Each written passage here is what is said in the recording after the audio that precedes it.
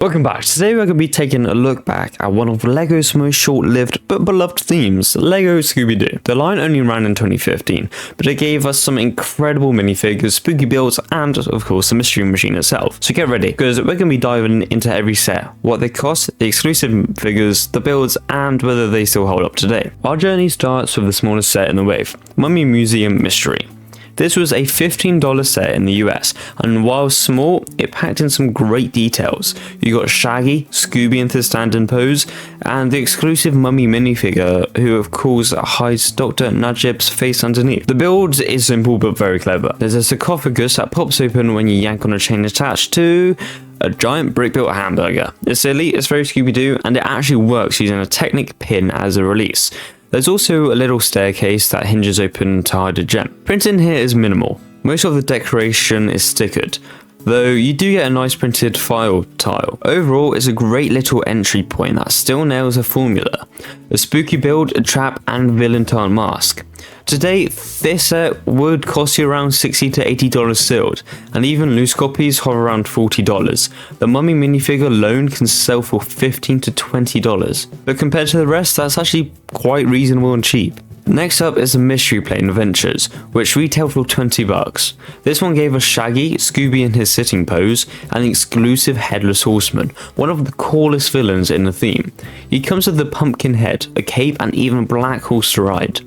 The biplane is brighter than you expect, with the lime and azura colours. It uses curved slopes and snort building at the nose to get the cartoon-style rounded front. The wings are reinforced with clips and bars, so you can actually swoosh it without them wobbling. There's even a hamburger bomb drop function, so you can rain burgers down on the villain. Again, very on brand for Scooby-Doo. It's simple, but for $20 you get a swooshable vehicle, one of the best bad guys, and a couple of fun play features. Honestly, this is one of the most underrated gems of the wave. Nowadays, it's not so cheap though. Sealed copies usually go for $150 or more, and the Headless Horseman minifig alone can hit $40 to $50. Of course, the most famous set is the Mystery Machine. Of course it is. This one was $30, and it's the only set to include Fred. You also get Shaggy with his big grin face, Scooby stand-in, and the exclusive zombie villain. The van itself is a surprisingly strong build for the size. LEGO used snort techniques on the front to shape the bumper and headlights, and the lime and medium azure stripes wrap all the way around thanks to clever play offsets. The roof pops off easily so you can access the interior, which doubles as a little research lab, complete with computer screens, food storage, and space for the gang to sit. Now, the psychedelic livery does rely on stickers.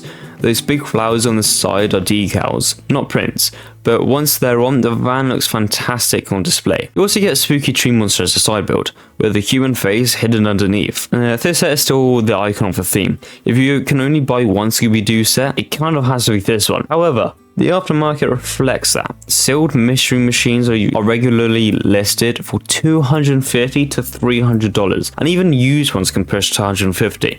Fred himself often sells for $40 to $50 because he never appeared anywhere else. Moving up in size, we've got the Haunted Lighthouse, which sold for $50. This one finally gave us Daphne, alongside Shaggy, Scooby in a sitting pose, and two exclusive villains, the Swamp Monster and the Lighthouse Keeper.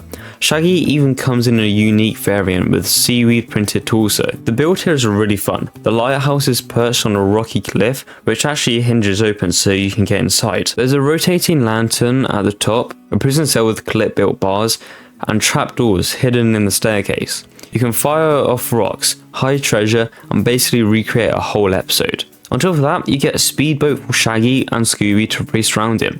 Stickers provide most of the signage, but the play features really do shine. Out of all the mid-size sets, this one feels the most like an adventure in a box. Today, sealed Haunted Lighthouse often sell for $200 to $250.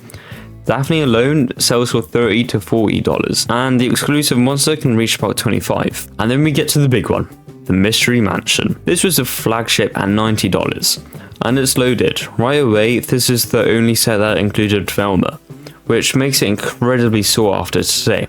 You also get Daphne, Shaggy, Scooby, and three exclusive villains, the Vampire, the Ghost, and the Black Knight. The mansion itself is modular, built-in sections connected with a Technic pin so you can move it around easily. Inside is packed with details. There's a creepy pipe organ built out of grilled tiles, a crooked clock tower with a dropped trap and swinging bookcase, and even a greenhouse with a giant brick-built man-eating plant.